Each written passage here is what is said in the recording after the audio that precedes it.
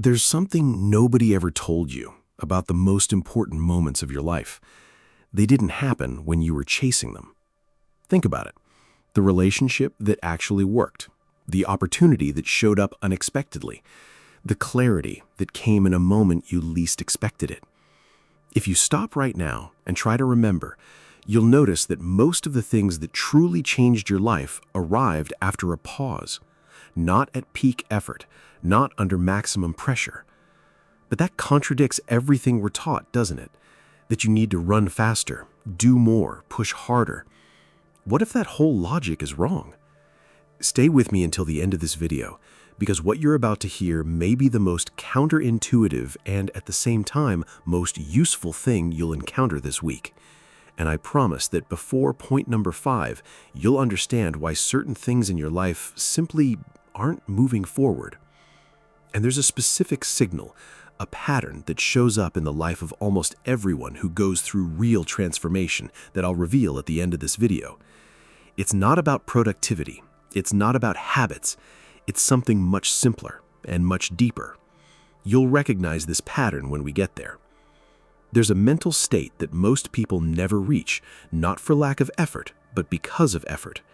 It's a state where the mind stops fighting, stops forcing, stops trying to control every variable, and begins to notice what was invisible before. The Greeks called it sophrosine, inner equilibrium. Eastern traditions call it non-attachment. Carl Gustav Jung, one of the greatest explorers of the human psyche, called it individuation. But in practice, in everyday life, it looks like something very simple. It looks like stopping. Today, I want to show you what happens when you finally do that, not passively, not cowardly, but with the courage of someone who chooses to slow down in a world that mistakes speed for progress. 5 changes, 5 real things that begin to happen when you stop forcing. Point 1. Your mind stops being your biggest obstacle. Have you ever had that feeling of working hard, planning everything, genuinely putting in the effort, and still feeling like you're standing still? That feeling has a name. Jung called it enantiodromia, the principle that when something is pushed to the extreme, it transforms into its opposite. Too much effort becomes self-sabotage. The problem isn't the amount of action, it's the quality of the state from which that action comes. When the mind is in constant conflict between what is and what should be, it consumes most of its energy in a place no one can see, internal resistance. It's like driving with the parking brake on.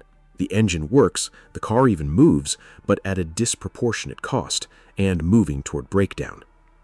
Accepting reality, what is right now, isn't giving up. It's releasing that stored energy towards something that can actually be changed. And when that happens, something curious occurs. The mind that was once insisting on the same path begins to see exits that always existed, but were outside the field of vision because that field was too narrow. First change, you stop being your own obstacle. And in that lies one of the most powerful keys to transforming any area of your life.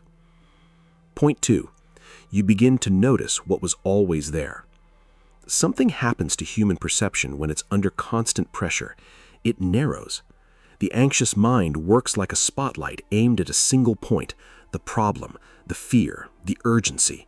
Everything outside that focus disappears, not because it doesn't exist, but because processing is compromised.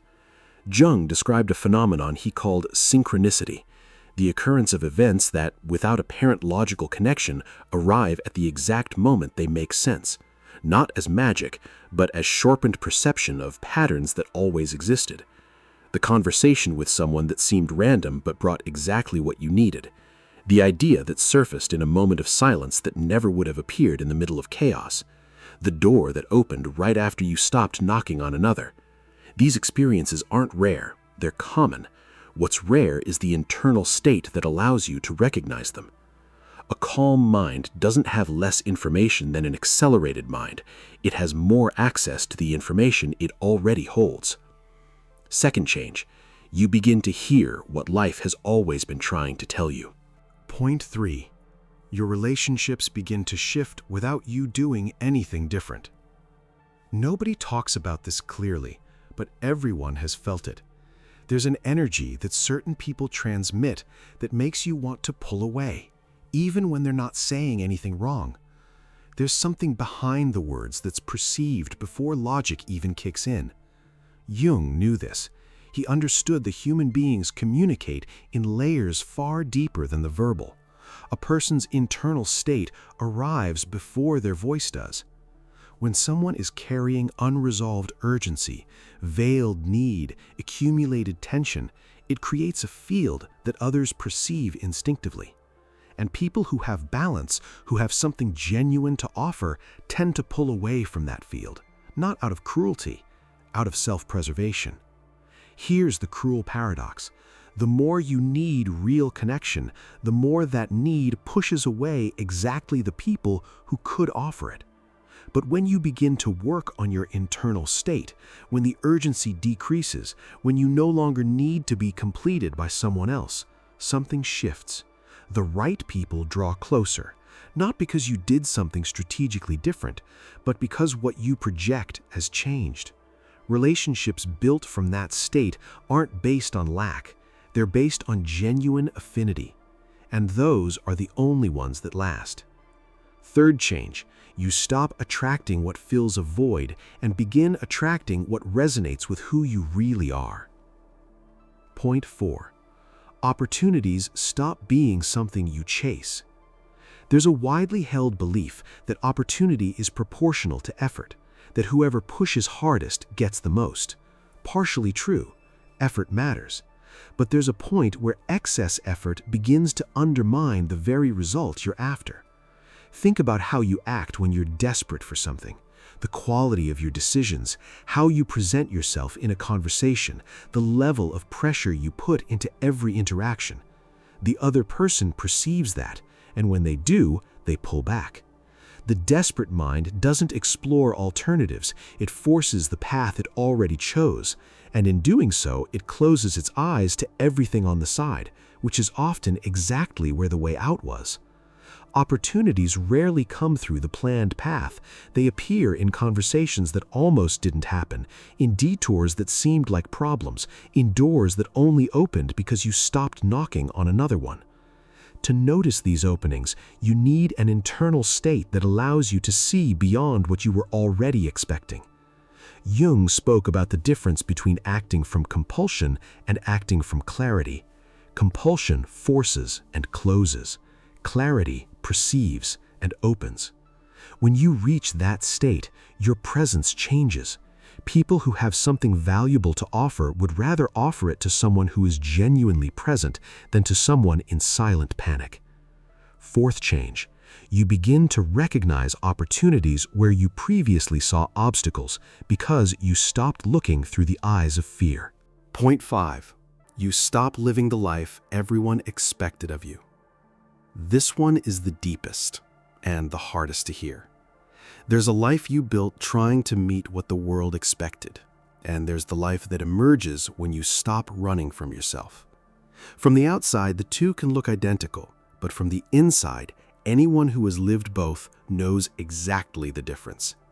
The life built from the outside in has one specific quality. No matter how much you achieve, there's a persistent feeling that something doesn't fit, a nameless discomfort that's always present, as if you're living a story that isn't entirely yours. Jung spent decades trying to understand this phenomenon. He called the shadow the set of parts of ourselves that we repress in order to conform to what's expected. And that repression carries a cost. It creates a silent internal conflict that no external achievement can resolve. When you truly calm down, that conflict begins to surface. And yes, it can feel uncomfortable, but it's the kind of discomfort that precedes deep clarity. You begin to notice what truly matters to you, separate from what you were told should matter. The difference between what you genuinely want and what you were conditioned to want.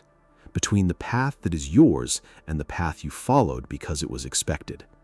And as that clarity grows, an internal coherence begins to emerge. You stop spending energy maintaining a version of yourself that doesn't belong to you, and that freed energy goes exactly where it always should have gone. Fifth change, You stop building an impressive life and begin building a true one. And there's something deeply restful in that. Even with the challenges, even with the uncertainty, because when the path is genuinely yours, you don't need to convince yourself to keep going. Something inside you simply knows that's the way. Remember at the beginning of the video I said I'd reveal a pattern? A signal that shows up in the life of everyone who goes through real transformation? Here it is. Every major life change people describe, a relationship that transformed, a career that finally made sense, a way out that appeared from nowhere, almost always begins with a sentence that sounds something like this. It was when I stopped forcing it. Not when I worked harder, not when I pushed with more determination, when I stopped forcing it. This pattern repeats so consistently it's no longer a coincidence, it's a law of how the human mind actually works. Everything that is meant to be yours isn't being blocked by the world. Most of the time, it's simply waiting for you to be calm enough to let it arrive. If you made it this far, one of two things happened. Either you recognized something in one of these 5 points, something you already knew but hadn't found the right words to name, or you're in this exact moment the video described, feeling like you're forcing too much and getting back less than you should. Either way, you didn't get here by accident. This channel exists for people who are willing to ask this kind of question, the hard questions, the ones most people avoid. It's not a channel for everyone. It's for those willing to go deep. If you saw yourself in any of this, the subscribe button will keep you close for the next conversations. And trust me, what's coming is even deeper than what you saw today. And before you go, one question for the comments. Which of the 5 points did you relate to most? Which one came closest to something you're living right now? Tell me down below.